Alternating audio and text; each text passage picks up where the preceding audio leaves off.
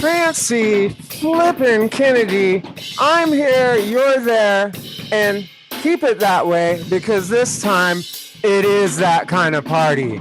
You're in the house with me and we got video, and this is the first streaming Zoom episode of the new segment on thrashcast.com called Chop Shop, where I get my head cut off by musicians from the industry. Fortunately, I don't play drums, so this dude's gonna have a real easy time lopping my head off because I don't even know how to do a paradiddle, much less a tom roll. But in the house today, we've got Sean Meyers, Sean, from New Jersey. And Sean is not only a drummer and a guitar player, but he's an educated musician and a teacher. And guess what? This motherfucker's in a metal band, at least one. All right. And we're going to hear all about that. Dude, Sean, thank you so much for joining me in this pilot program of Chop Shop for the Post to Share network, where people can publish their own great metal posts to share to social media. How are you? I'm doing great. Thanks for having me, Fancy. I've been looking forward to this. So it's good, to do things like this after a year of not exactly. I mean, I was active musically, but this, interacting with other people, it's a good thing. Right, I hear you, no doubt. And so, tell us about, I've got the questions in order because usually how'd you get started? What bands were you in? But I put at the top of yours because I know that you came from school a little bit. So tell us about your musical education. Are you soft taught? And what instruments do you play? So I admire anybody who's self-taught because I was I was like the opposite. I've had probably 12 different drum instructors over the years, or maybe even more. My first attempts at learning Smoke on the Water, were pretty comical. So I really needed direction personally. So I have a lot of friends who are like self-taught on certain instruments, and I marvel at it because I could not have done that. So I started studying when I was about 10 years old, 9 or 10 years old. And I was doing just practice pad and snare drum for 2 years. And my parents wanted to make sure I was, serious about, committing to the drums before they actually bought a drum set. So after 2 years, I started getting fed up with the practice pad and snare. I wanted to quit. And they didn't want me to quit. So I said, well, I need a drum set. I need to move. I need something, I need more. So I ended up getting a drum set around probably age 11 or 12. And I just, I fell in love with it like so many of us do. And I knew pretty early on I wanted to somehow, make a living out of it. I knew if I could just drum all day, I would be happy. So it took music very seriously, and then decided when I got to college that I would study jazz, which was challenging. It kicked my ass for 4 years, but it was exactly what I needed as a musician. So I ended up graduating from Montclair State University with a bachelor's in jazz performance on drum set. So that's the formal education. Yeah. That's sick. Do you know how to play marimbas at all? No, you know what? That's a little more like I kind of wish I knew. That was more like in the kind of classical. Right. Yeah, exactly. Maybe one day. Maybe I would like to get. It's funny because I'm in college for jazz right now. Like I'm studying upright bass and fretless bass, but I'm in a community college, and it's trying to get people ready for. There's only two big musical colleges here in Washington State. It's like Pacific Lutheran University, but they're both right here down the street from me. But they're both real kind of stuffy, and it's funny because like they don't recognize certain things. Like these guys have never had an electric bass player in their jazz class, and then the marimbas are over in the concert band, in the orchestra, not in the, and of course in the jazz band we talk about the vibes, you know what I mean? But and even at the college, they don't consider jazz a serious study. So you can't you can study jazz when you're in there, but you can't get in there coming from a jazz degree. So it's just funny, Right. Yeah. you know. Actually went to. It's funny we talked about that yesterday. I actually went to community college for jazz too for 1 year before getting into Montclair, and actually I tried to avoid that, but I ended up being great. I ended up studying with a great teacher there at community college. It got me. I think that got me into Montclair. So you know, it ended up paying. You know, people have a thing. Oh, community college can't be that serious, but if you find the right teacher, it doesn't matter where you go. You know, so Right. I studied in college with a guy named Carl Latham, who's a awesome, really pretty well renowned drummer, and Shout out he to helped. Carl Latham. Yeah, absolutely, yeah. And then So cool. Montclair were awesome too. So Yeah, that's what happened to me. These people at the community college, they're like, "Oh, we'll have to we'll have to find you a teacher because you have to do your private lessons." And so they had to scurry around and find me uh because I told them I was coming in on fretless bass, you know. So they right, scurry around in front and dude, of course they found me this dude just happens to live in Tacoma that's just completely badass. You know, like oh, that's he played overseas with Yanni and then he was you know, like he played on VH1 with the Doors. And hi, Osama Afifi. I'm gonna get him on. I purposely named the show Chop Shop because Chop is kind of a jazz chops because I didn't want to scare other musicians off with my thrash zone or punk this, that, and the other. So you know what I mean. right. I'm focusing on this one. I'm focusing really on metal and jazz players are really who I want because those are the ones with the chops, right? That's right. Yeah, that's perfect. That's right up my alley. So that's cool. So you went to this college and but then so usually I ask cats what bands they were in growing up and what venues you played at. Which because I'm from the Northwest, when I ask these bands around here, we all know, oh, Capitol Theater or whatever, we all kind of know it. But you know, you have your own fans and people from your own area are going to be listening to this because you can share it with whoever you want. So just tell me, you know, how you grew up, what you were into, uh, uh bands that you've been in, and you know, Right. stages you shared with him, whether it's now or then. Like, you know, I know that you shared a stage with 6 Samus one time, and Yes. Yeah, that's tell me right. about that. You know, how Yeah. like kind of a timeline of your Right. So professional experience. right. So I think the first gig I played was actually like a high school variety show or something like that. First real gig, technically.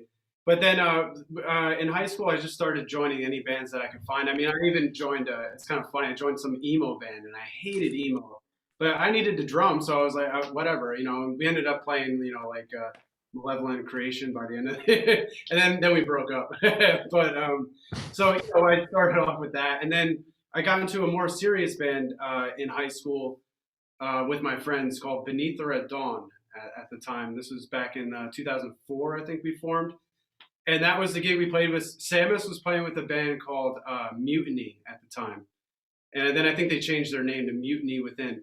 But anyway, we played at Dingbats, which is anybody in Jersey probably knows Dingbats. So we played with them. And we also probably definitely our biggest gig was opening up for Possessed we did like a little mini tour. We just did 2 dates. We went down to Jackson, Virginia, and then we came up to BB King's in Times Square, and we kind of were with them. We were sharing equipment and stuff. So those guys were so awesome. I mean, we were teenagers at the time, so like they could have easily kind of just like brush us off, and Jeff I Becerra is a complete angel. We yeah, interview him all the time, dude. He's just an incredible guy in the wheelchair. yeah, Yeah. wow, I didn't know. That's awesome. If you interviewed him, him and the rest of the guys treated us like we were their peers. We were just little shithead teenagers at the time. But that was probably like our coolest, kind of like breakthrough gig. And then, of course, the next gig we played after that was so sobering. It was like, we played like two people 2 months later. So that's how it goes sometimes. We're gonna nod off during the interview. Oh, There you okay. are. Right. Can you still hear me talking when that happens? No, no, I didn't. So I was rambling on. I hope you heard some of it. Yeah, right. No, I said when you, because you froze off and it looked like you were nodding off. And I said, when you told me that you listen to grunge music, I didn't know that you were going to nod out right in the middle of our interview. Yeah, no, yeah, we're out here. I'm out here in Seattle where you can't go in a public restroom for more than 5 seconds without everyone thinking that you're dead. So calm down, people. He's okay. Let me see if I can get you back up on the speaker view here. There you Yeah. are. Yeah, yeah. No, he's still But there. so I'll just. Yeah, Okay, all no, right. there. Just for people listening on the Northwest, there are actual talented people on this planet who aren't all fucked up on drugs, and here's one of them. That's right. At least right now. No, yeah, maybe when I was a teenager things were different, but I've Right. cleaned up my act enough. um, but yeah, so we played that BB King's gig in there, but then I started or then I joined a bunch of friends. We played a more old school style of death metal called Deer Carcass. So anybody from New Jersey probably might have heard of us. We used to play the Meat Locker. Everybody knows in New Jersey. Everybody knows the Meat Locker. That's like the DIY kind of venue that everybody plays at. So we played there like every week for like like 2 years, not literally, but a lot. And then once I got to college, I kind of stopped playing those type of gigs. I stopped playing metal for a little bit to focus on jazz. And then I still played around with different funk. I try to play with everybody, like jazz, funk, pop, rock, anything. So kind of all over. I spread myself thin sometimes. But the city, man, I'm close to Manhattan too, so gigs in Manhattan, Brooklyn, and all that stuff. So, but recently, most recently, I started up playing metal again. I started up my project Gates of the Morning, and we've been pretty active with that. So I'm back. I'm playing metal again. So I Right, couldn't. and you play and you write the guitar stuff in that band. And we're Yeah, gonna we're gonna get to all that, but let me back up for a minute because you said cow carcass or something like that. deer carcass because if Deer you carcass. we're up in North Jersey in the woods, and if you drive around, what do you see? You see a lot of deer carcass. Oh yeah, it's all I didn't roadkill. come What up with the name, but it's kind of it's really the reason that I yeah. reason that I pump the brakes on that is because my first band that I played lead in was a band called Carcass. And we spelled it Carcus, which Sweet. was funny because Carcass came out later. And of course, we weren't even a footnote in the annals of music, but because we're from uh, Juneau, Alaska, Oh right? wow. But we had our little demo and we definitely had a song called Roadkill. You know what I mean? And Right. but it was like You gotta uh love it. yeah, so deer carcass, fucking New Jersey. Was that in New Jersey? Yeah, it was New Jersey. Yeah, like old school death metal, from New Jersey. So Fucking those were the days, dude. I just love it. You yeah. know, I mean, I got hooked up with these. Like I was like you in a way. I was yeah, I was a Zappa head and I listened to Al Di Meola and all this sort of stuff. I was into Jeff Beck and whatnot. And then Right. I ran into these mall rats and they were like Slayer, dude. And they turned me on to that shit. They found out I could play guitar and it's just the rest is history. You know what I mean? They just sent me off in that direction and just dragged me with them. And then, next thing I know, I was just running with this pack of demons, all the time. Right. I just love it. Yeah, Right. so then so this band, what are they called? The band, my project now or Deer Carcass? The project now. Yeah, the project now is Gates of the Morning. So I don't know if it's on the bass drum there. Yeah, I saw that. Yeah, sitting in the way of Tell it. me all about them. Yeah, so this was a project that actually started back in 2009. I was just going to do a solo one man black metal project. It was going to be pretty raw and like second wave inspired, Emperor, Dark Throne, stuff like that with keyboards enslaved. Uh, got halfway through the recording process, all the files got corrupted somehow. I'm not a good computer guy, obviously, so I don't even know how it happened. So I had to basically give up on the project because I was too deep into it to turn, to do it over again. Started studying jazz, so I left it all alone. But then in 2016, I started writing stuff again, and I said, you know what? I feel like I have to release a metal album because I never got to do it. So I kind of just started writing this stuff and put it all together, drum to it. Was going to do everything myself, but as it started to come together in the studio, I was like, no, I want some of my friends on this. So I ended up getting some of my friends to contribute to it, and I was happy with the way it came out, especially for a first time doing all that stuff.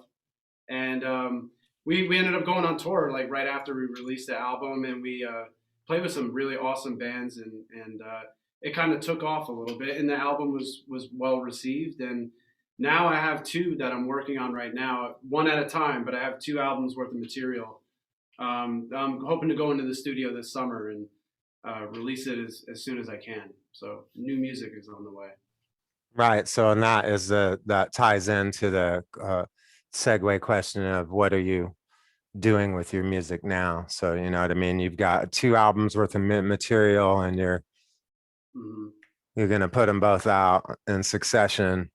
And uh, Yeah. I mean, are you do you have it like that, or are you just gonna? I mean, out here, everybody's like on this dribbling their stuff out a song at a time on Spotify.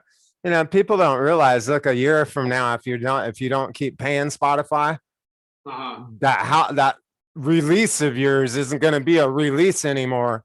It's just going to disappear from the internet. Right, But right. how do you approach that? Do you Well, you just press some vinyl or what? Well, yeah, I wish we could have pressed vinyl, but the album was too long. It would have had to been a double vinyl. It would have cost me a ton of money. So we pressed our first album, Return to Earth, on CD and digital. It's on Bandcamp and everywhere else. But these next two albums, I'll do the same thing. We'll make CDs, hopefully vinyl too. But it's going to be. I don't write short albums. I can't. Right. So that has to be a double vinyl too. So we'll see if I have the funds for that. Right now, it looks like no, but we'll see what happens.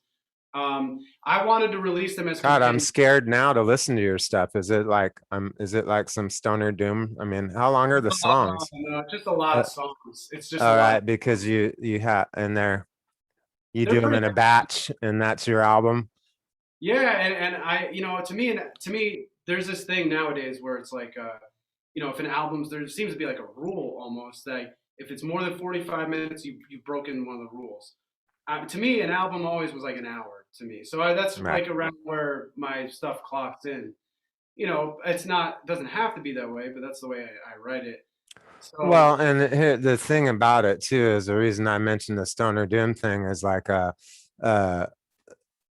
even if you're doing three verses with two choruses and a solo, depending on the beats per second, that could be a 3 minute song, but it might be a 19-minute song. It just absolutely depends on right. how you stretch out your arrangement.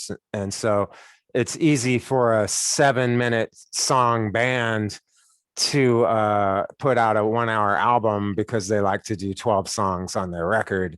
It just, Right, the math ends up adding up. And, right, especially, with, and, and with me, slow means fast because, when you're writing for a dynamic, a range from all the way going up to maybe 30-second note triplets, right. you've got to start out with a slow beat per second because you're going to need all that play in there. Right. So it just naturally makes your songs longer because by the time you get done with 4 bars, a couple of minutes have gone by. Right, yeah, right. We're not too slow actually, and I love Right. funeral. Doom. I love funeral doom, and that's an influence. But we haven't done too much slow stuff. We're pretty action packed. I think it was just that like all those years of me not writing, and then finally it was like an explosion of material, and like, I didn't want to, Yeah. I didn't want to leave anything out. I was like, no, put it all on there. So now I definitely want to be mindful that there's no filler, but I don't. especially on this next one. I don't think there's any filler. It's gonna be a solid hour of heavy What music. happens when you look at old material and then you are gonna redo it, but your worldview's changed? And then do you ever go through periods where it's like, yeah, I can write plenty of music right now, but I don't got nothing to say because I'm trying to reprocess everything and come up with, like, I mean, because like I sang about maggots and all this stuff for years. And then when I stopped singing about that, I was just stuck in this void. I couldn't figure out how to write. And then I started using tarot symbolism, and it just everything came back together, and I loosened back up. So it's just so many, how do you approach lyrics? Well, lyrics, okay, well, that's a good question. As far as lyrics go, I see the voice as I like to see it as more of an instrument. So Right. a lot of times I want to put these lyrics in and I want to inject like this meaning into it and stuff. But a lot of times my lyrics end up being a little vague and almost like not nonsense, but like almost like if you not quite to this extent, but if you know obituary, Right. like John Tardy. Tardy. Yes. Yeah, the way if you read his lyrics, he'd be like, well, this doesn't really make sense. But he's all about the cadence and how it sounds and how it's Yeah. supposed to be. So that's always the most important thing to me because I don't want to feel like, and nor disrespect to Bob Dylan, but like, Bob Dylan's basically like talking in a song. And Right. I always found that I couldn't find the middle ground of like injecting the meaning and poetry that I wanted, but also making it musical. So a lot of times I think the Beatles did something like this. There's a name for it where you just kind of like say nonsense words and you just get sounds in like syllables. And Right. so I kind of start off that way. And then I put as much of the lyrics and like meaning into it as I can, but I don't want it to compromise like the rhythm. That to me, the rhythm of the voice is so important. Right, because in this game, the iambic pentameter or whatever is way more important than what the fuck you're saying, because it's blah blah blah blah blah blah blah blah blah blah blah, or whatever the thing is that you're setting up, and you just need a syllable for each one of those things. So it's like, Especially for growling, then yeah, especially it's like really like, and people can't really hear what you're saying too much anyway. So you might as well make it like, make it yeah. musical and rhythmic. So that's kind of Well, and that's why I love Chris Barnes, is because he's like the Frank Sinatra of phrasing, of right. metal phrasing. You know what I mean? He could just make anything sound so tough. Like, he could be reading a fucking children's rhyme and just make it sound like he's just eating someone alive Right. Yeah, I haven't just from heard his phrasing, you his know? old, his old stuff with Cannibal Corpse was really cool, and yeah, and that was a big part of it. He was like another rhythmic component to the band, So like that's kind of how I look at it. So I don't always get to put it's not like the poetry I would like to write, because Right. then there's no music, it's different. I can put my words into it. This is a little more like I'm willing to compromise the meaning and the words to make it musical. Right. It's a synthesized whole. Yeah, right. That's a good way of putting it. Yeah. So, and then what is but that's your main project, but are you in another band? I was in, especially before the lockdowns happened. I was doing a lot. I was doing this stuff. I was filling in for another band, a Swedish death metal. They're not Swedish, but they were. The name of the band was Sentient Horror. So I filled in for a couple. They needed somebody to help them out. So I was doing that, and then I was also doing another friend's side project that I went into the studio for. And then I had all these jazz and funk gigs that I do on the weekends too. So I was gigging a lot. Yeah, I was playing with a lot of different bands at that time. And then, lockdowns came, and I was kind of cool with it because I knew I wanted to get into studio mode. So I was like, all right. So I fully embraced it. Wrote 2 albums in a year, and now I'm just like the way things are right now. I'm just like, okay, I'm just gonna focus on the studio anyway. So, um, you know, I think I have a gig sometime in June, but for the most part, I'm mostly just focusing on studio stuff right now. But these jazz and funk gigs, when you say is it Is it a combo? I mean, how many horns are we talking here? Well, yeah, well, like I was playing with the funk band in the village, so like once a month. What, like two saxophones and a trombone with one trumpet or something? Usually, that setup was like one saxophone, guitar, bass, and vocals. It was kind of a more simple. It wasn't like a Right. big band, but I was doing a bunch of different stuff, kind of just session work, and So cool. yeah, it was cool. It kind of came to a halt, obviously, but you know, Right. just adapt and adjust. That's all you can do, really. Well, yeah, I mean, as soon as all the pigs get done fucking getting led to the slaughter here, let's see who's left to Right, sing to. You know what I right, mean? They literally opened up the uh Tacoma Dome here where like Iron Maiden plays and shit, and right. just started handing out free, and they literally calling it a mass vaccination event. Really, It's wow. just like, I mean, it's like a fucking, they may as well just fucking put people on a train and fucking drive them up to a fucking oven door, dude. No. You know what? Like normally that would sound extreme, but the way things have gone, no, I wouldn't. It's not as The money appropriate. that's involved, you know what I Absolutely. mean? Most of World War II was about trains and the rise of Western chauvinism and bringing in production, and they needed a lot of labor because of the steel mills. And yeah, these people above us are, you know what I mean? If you can imagine it, multiply it about 100 times, and they're already doing it. You know what? I've imagined Because the it, money is just so much. I have imagined it. My biggest mistake was, well, maybe not. I don't think it's a mistake, but my biggest mistake was saying that out loud. And, I got myself into some trouble for that. But All right. I, Yeah. I'm not really. That's fine. That's fine. Right. I'm Yeah. not being in It trouble. happens all the time to me. It does. It But does. that's why I've this time around the show is not based on social media credit. Right there It's you the go. Right. actual business, and I'm not fucking around. You know Well, what I that's mean? good. I've lost But most of the media credit, I think. So so tell me about this black metal that you're playing and how it got influenced by little old grunge from Seattle. yeah, yeah, yeah.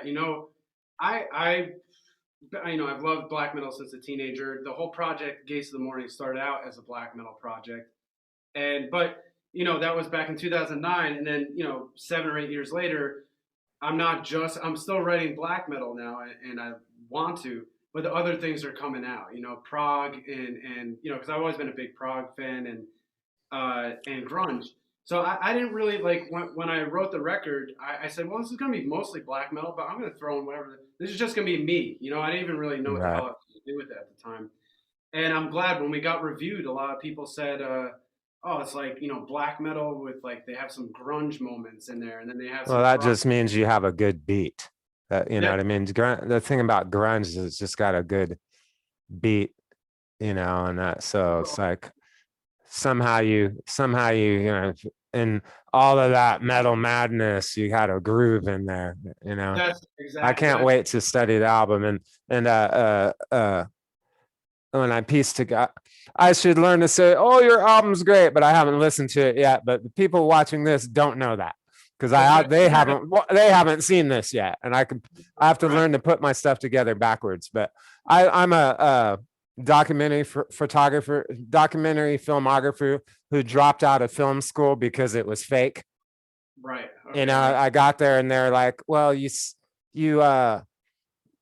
create these scenes to make people and like I never liked a fucking music video until I made one because people who make films, they're not trying to record someone playing the guitar, they're trying to set up a scene that looks like someone playing the guitar, so they don't care what part of the song is playing when they get the shot they need.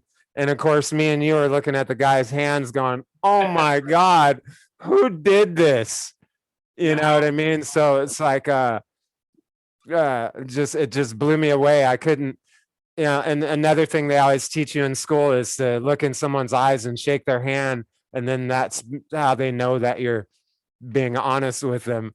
And I told my teacher, and I said, well, that's a red flag to me, because anytime somebody shakes my hand and looks in the eye, I know that someone told them to do that so that I would think that they were being honest.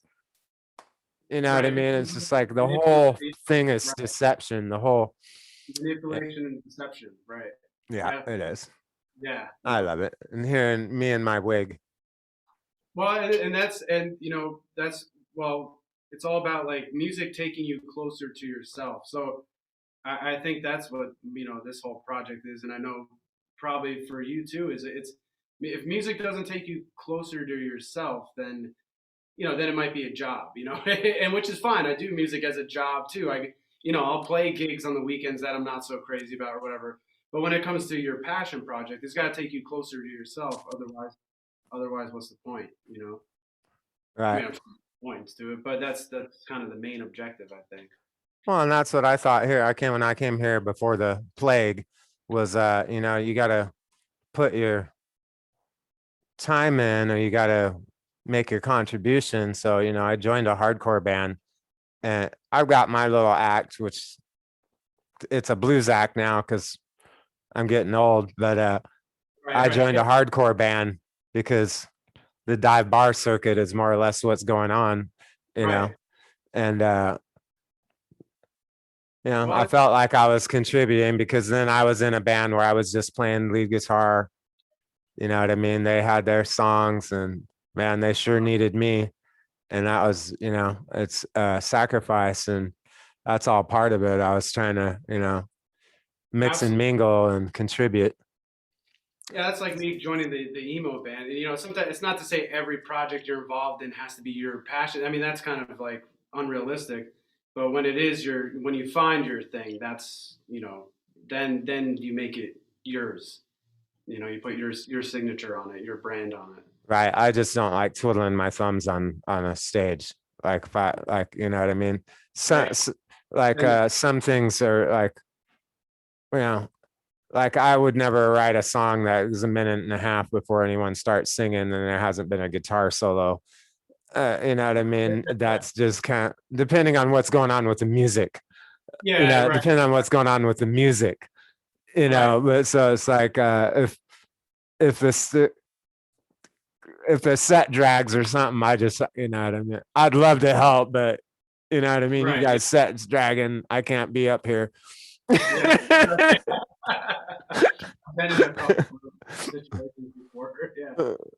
So then it gets into, okay, so what, again, because this kind of, because I'm out here in Seattle. So what Seattle bands do you like?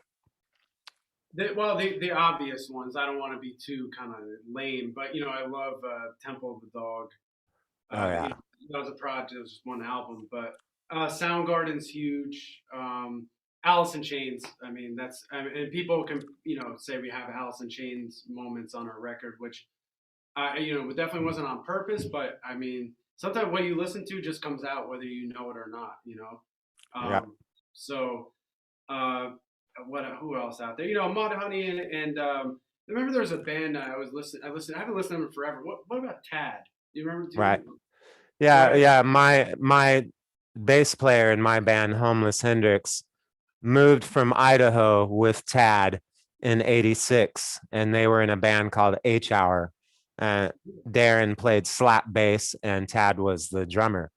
And they got out here, and they got on CZ Records with this guy, Chris Hanzig, who just thought it would be a good idea to just record everybody in Seattle for $20 an hour.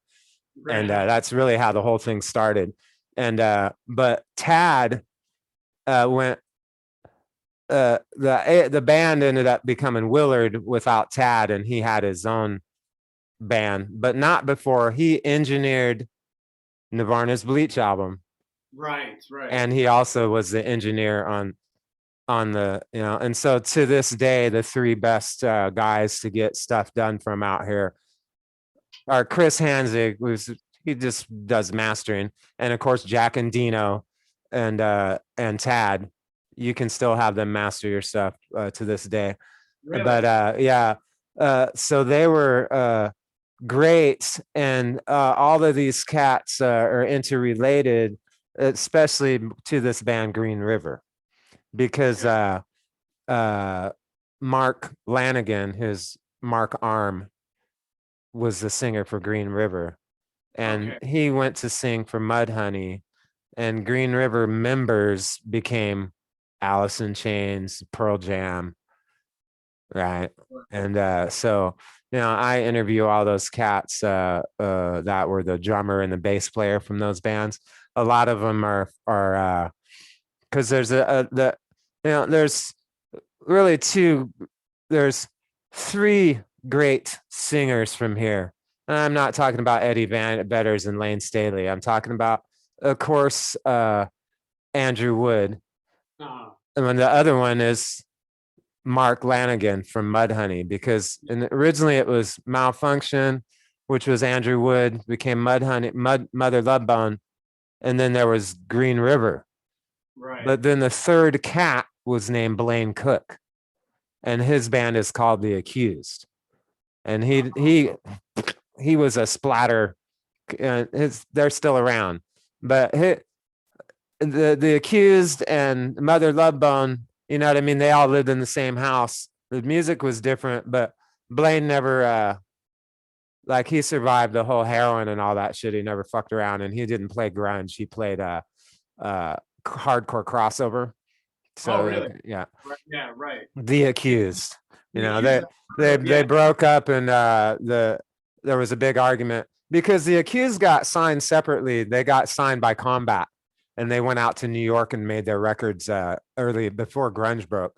So it's a real and it's one of the things I do is interview all those cats, and it's just a real sad story of a lot of them. You know what I mean? Yeah. But it's rich, and each city has that story, but kind of extra because of what happened. Yeah, I mean, none of these cats are any different than the others. Just some of them ended up, Yeah. Right. you know, Right. McCready, and these guys are just filthy fucking rich now. But they're Yeah. all in Right. my Facebook. Right. Yeah. It's such a. I used to read up on that whole scene when I was a teenager so much, and that's how I remember some of the the lesser known bands. And I'd like to. I should kind of revisit it because there's a lot more than the obvious one. The obvious ones are great, but there's a lot more out there. So Yeah, like the girl that died, Mia Zapata. Her band was called the Gits, and okay, oh man, they're such a great record. check that out too. All right, that's Yeah, good. GITS. And Okay. then so we're gonna go into questions about your playing, and Sure. then I'm thinking what we'll do is I'll ask 3 or 4 questions about your playing, and then when you go to make your drum tape, Right. you can just kind of answer those questions by giving me like a 5 or 15 minute drum solo. One that focuses 5 minutes focusing on your feet, 5 minutes focusing on rolls, how you approach your rolls, and Exactly. stuff like that. And then, but the last 2 things before that is tell me about your teaching and, how you teach music, and you have some students and Zoom and whatnot, and how that's going for you. Right. So I think teaching always kind of felt natural to me. So I started doing it when I was like a teenager with some family friends. Oh, so and so wants to play the drums. So I started. That's when I started giving lessons in high school, and continued here and there. And then I got so busy in college, I didn't really teach as much. I just had a few students. But then once I graduated, it's like okay, I got my degree. What do I do?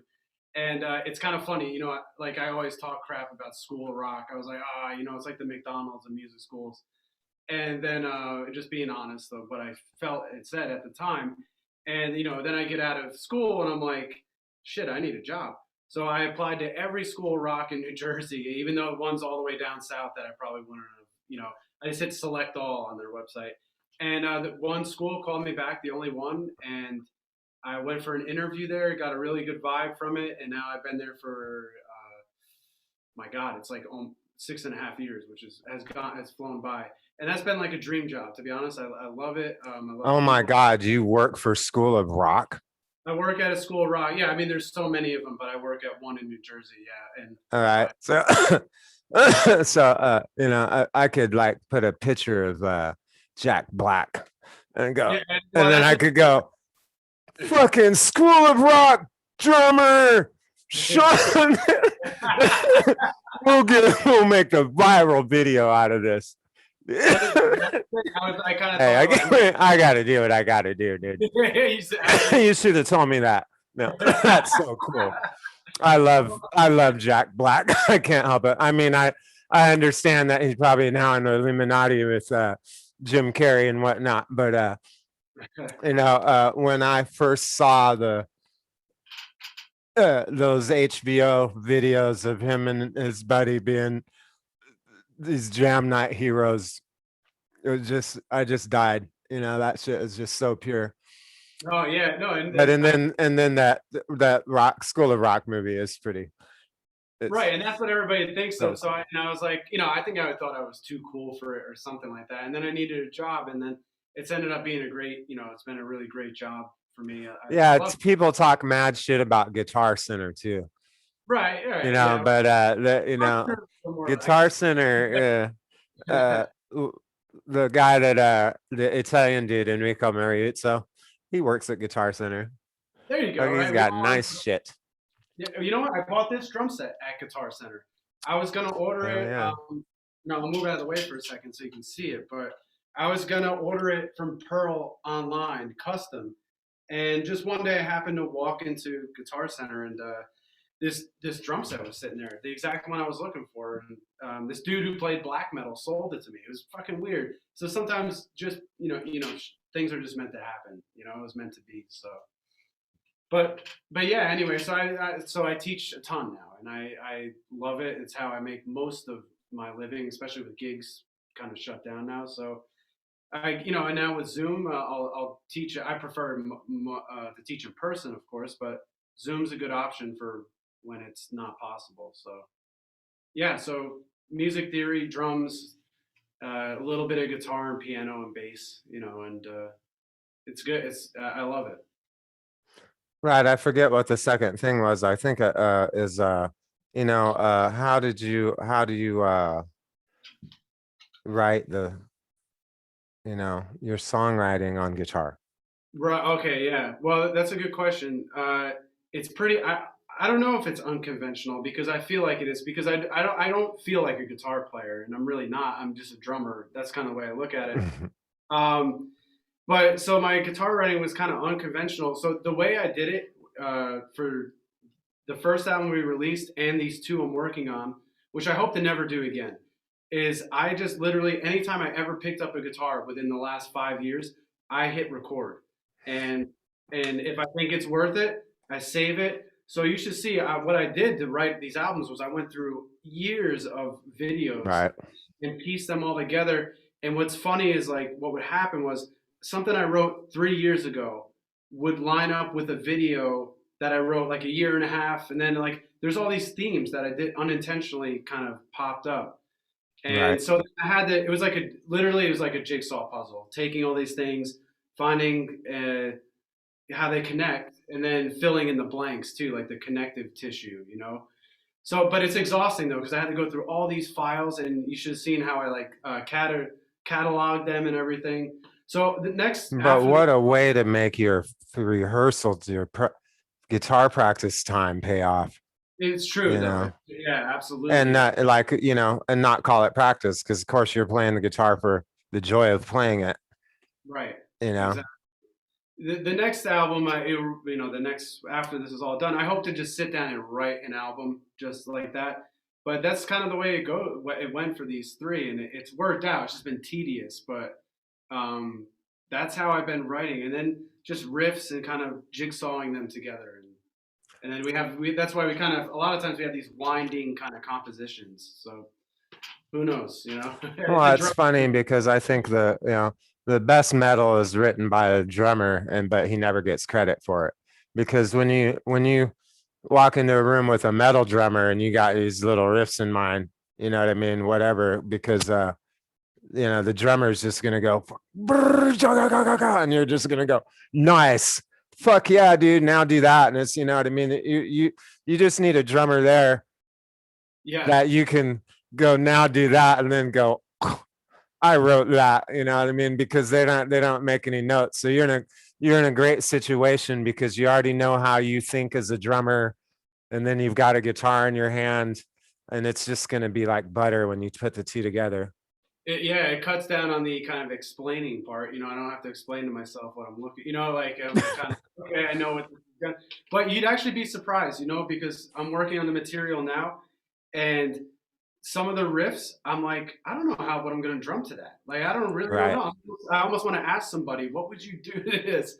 So it's kind of interesting. Yeah, because I'm not a drummer, a good drummer, and that's why I like playing with drummers that have the rudiments down, because a good drummer that's played in, you know, professional bands, not just like metal bands or whatever, Right. uh, they've always know what to do with my songs better than I do, because they Right. know all the sambas and rumbas and all the different things, you know what I mean? And that's all. I try to contain all that in my right hand when I'm writing something, so that you know, a drummer can basically figure out the drum part from my right hand, but Exactly. my strumming hand. But what I do is I go in the garage band and I've got a little screen that's a little drum set.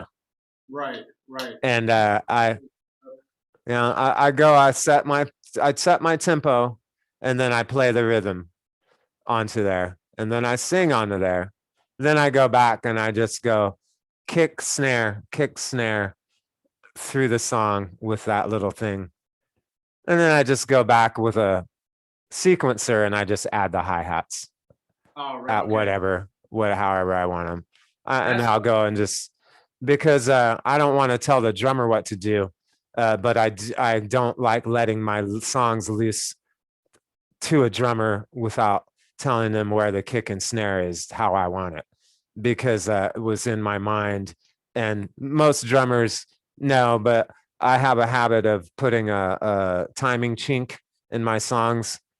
I mean, you usually just stuff your foot through it, because it's probably just going to have to drop the snare out on the end of every other time, because it's 7 beats instead of 8 or something like that. But right. it's one of those things where I've had 1,000 drummer, or I've had 5 or 10 drummers, I should say. Feels like Get, that. I like, at least I don't like, when I was young, I didn't mind hovering over a drummer and going, ka, ka, ka, ka, ka, la, la, la, la, la, no, turn, and Right. all Right. that. But, it's easier for me just to, and I don't, it's just suggestions of where the kick and the snare is. I And, mean, and two, because I like my shit to be down tempo, and, when a guy's got 1-3, I might have wanted it to be 2-4 and even right. slower.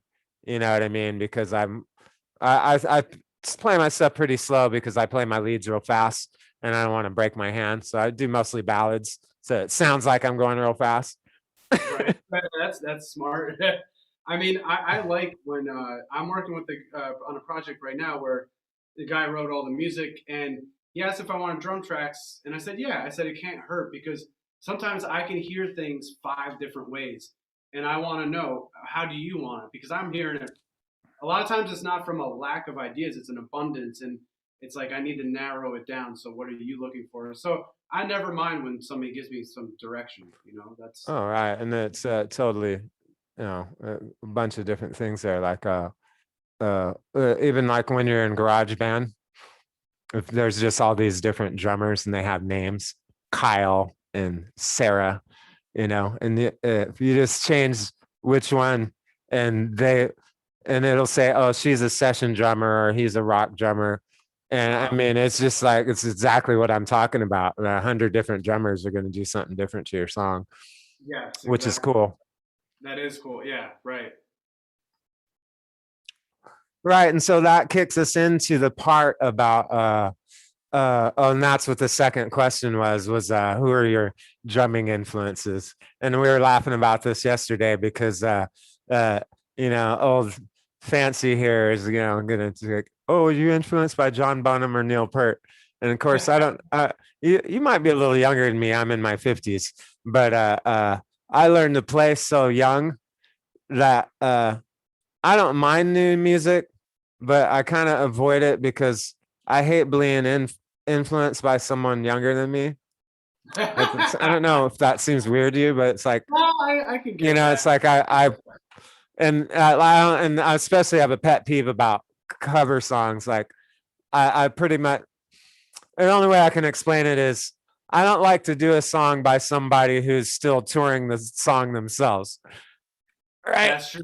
Yeah, So, right. cover songs are what they are, but some rare instances I might pop one off that's like current, but almost any song I do that's a cover song is going to be by a dead guy necessarily, or someone that needs to retire.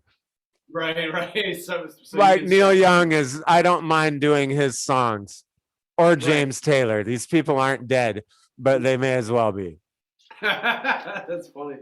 I mean, yeah. I mean, sometimes there's a lot of pressure to like covering a song, and I'm not huge into like. I know drummers post a lot of drum covers and things like that. Maybe I should do it more often, but um, I mean, as far as influences go, I mean, the classic question is always Neil Peart and John Bonham, in which I love both of them. But they're not. Oh, I'd say John Bonham's an influence.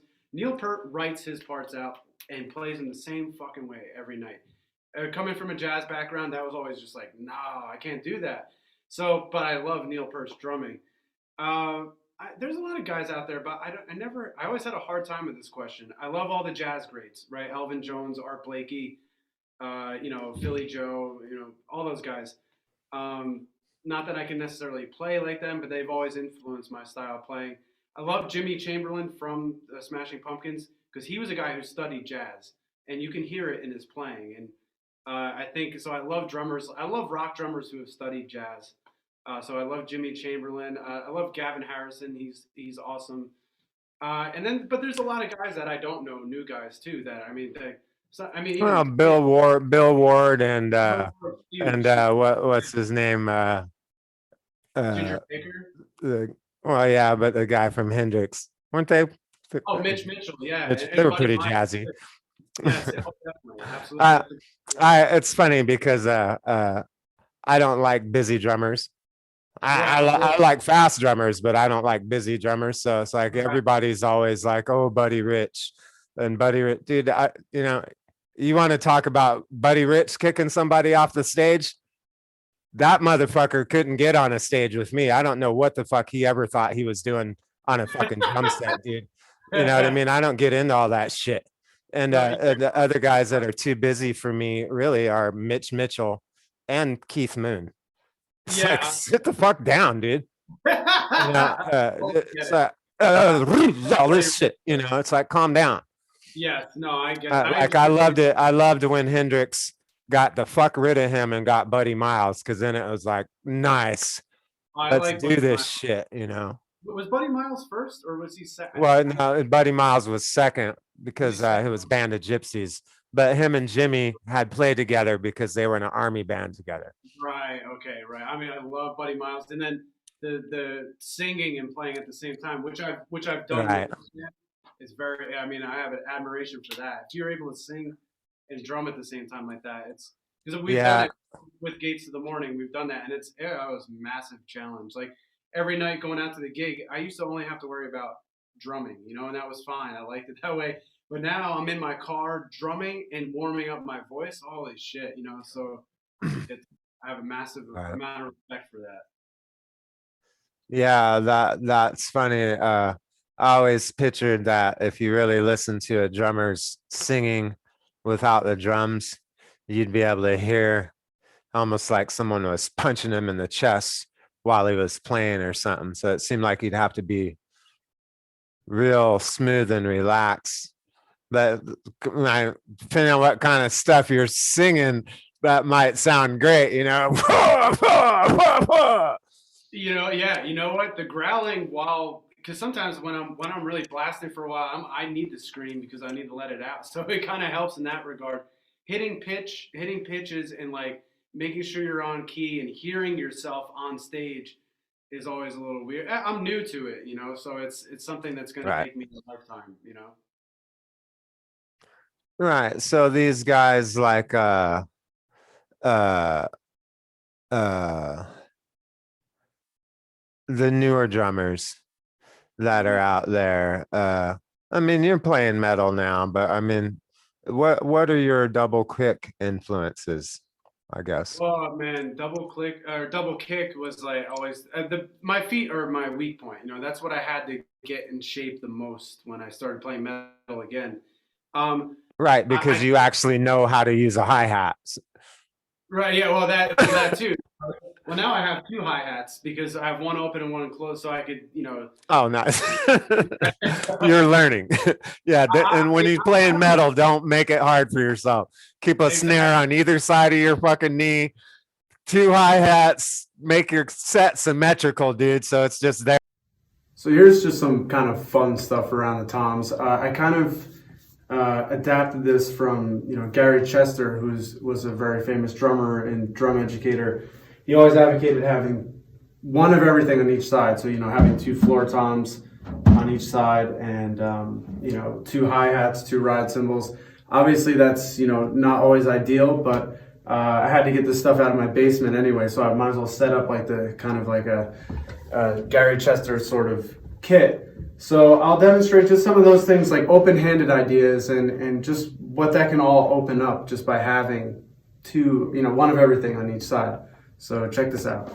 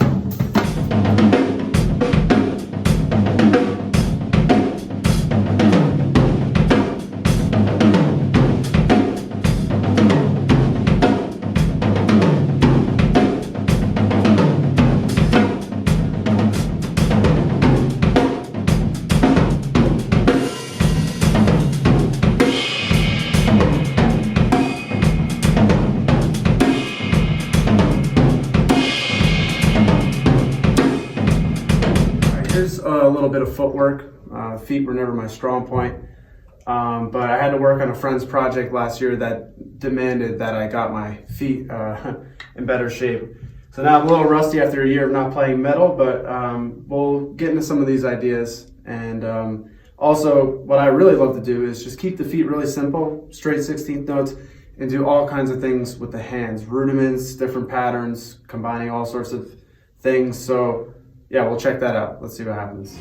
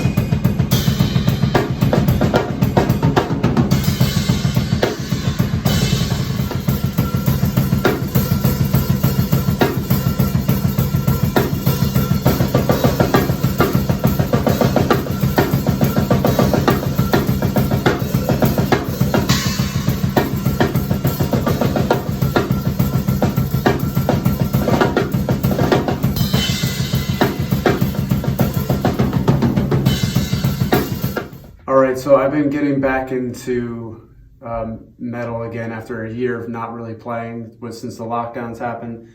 So I'll give you a couple clips of me. This is me working on some new Gates of the Morning material. The drumming is very fun. It's very demanding. So I'm going to have to get in shape, but here's some of the progress I've made so far.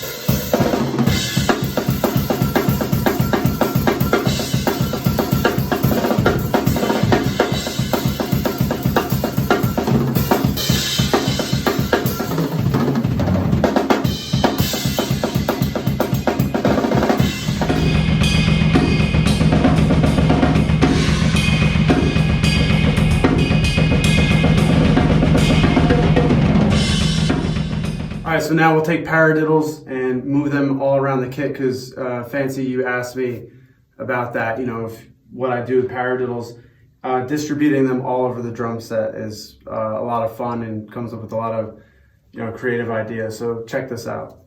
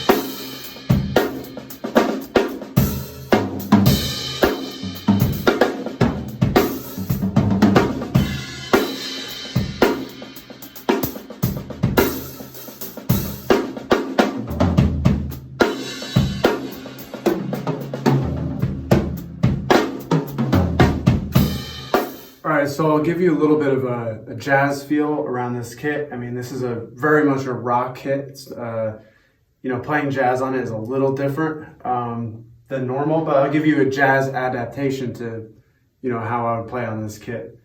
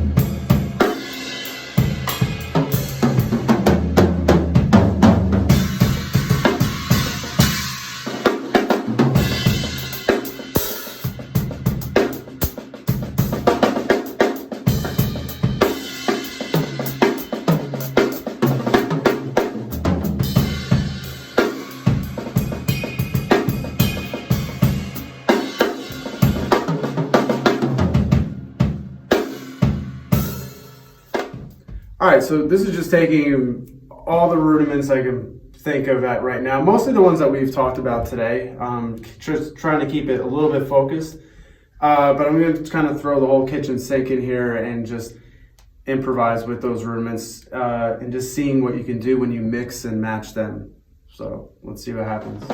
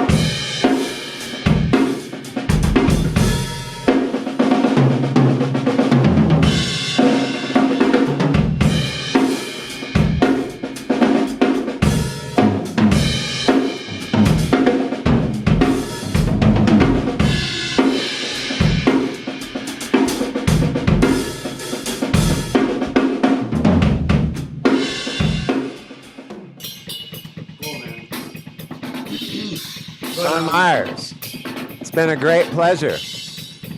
Thank you, Fancy. Thank you for having me. I'm here, you're there. Keep it that way because it's that kind of party. Fancy Kennedy, Chop Shop on Thrashcast. We'll see you next time.